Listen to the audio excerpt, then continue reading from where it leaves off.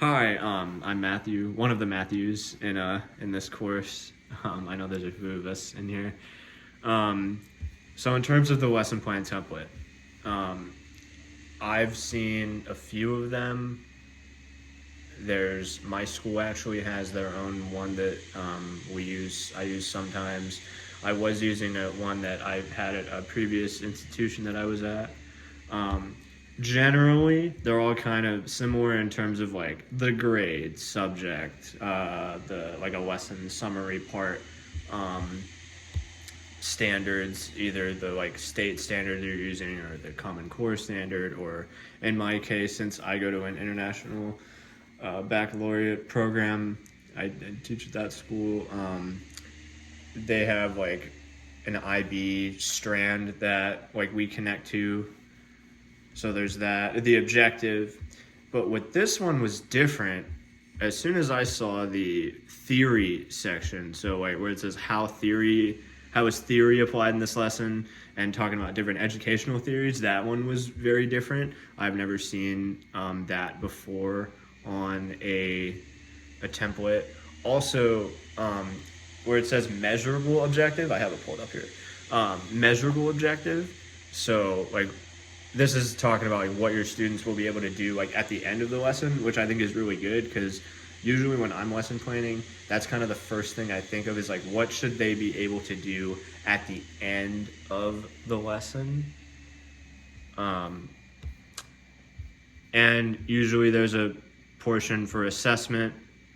Um, Now, here's the part that was different, the diverse learners section for this one. This one really reminded me of the Cal TPA because I completed the cycle one TPA last year, and that talked about using like diverse learners. Like we had to pick three focus students to use. One of the focus students had to be an English learner. One other focus student had to be a student with like emotional trauma or like circumstances that could be seen as like really like using like socio-emotional stuff. And then the other focus student had to be a student with an IEP or a 504 plan. So a lot of these categories where it says like the first category on this one is like students with disabilities. The second one is English learners. Third one is advanced learners, and four is at risk. So these categories really remind me of what I had to do for the TPA, which helps with this. So you're already thinking about that. Differentiation, that's a kind of different section. This lesson plan template, I feel like it goes really in depth with a lot of things, which is good. And the classroom management section, this one is I've never seen it on a template before, which is interesting. And then you get to the opening, the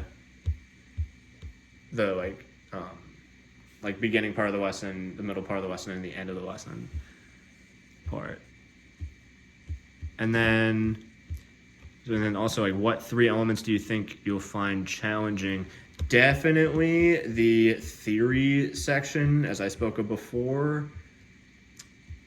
And I believe the differentiation process, that could be difficult to know like right off the bat. And also just going through it sounds like it would be challenging, just having to write a lot of information. It's an 8-page, at least the PDF is 8 pages, which is that's without even writing a lot of stuff in it. So it could probably be like 10 to 12 pages by the time you're done. So that's a pretty in-depth lesson plan, which could be time consuming to figure out if you're just writing one lesson. So that could be challenging, I feel like. But yeah, thanks for listening and hanging out.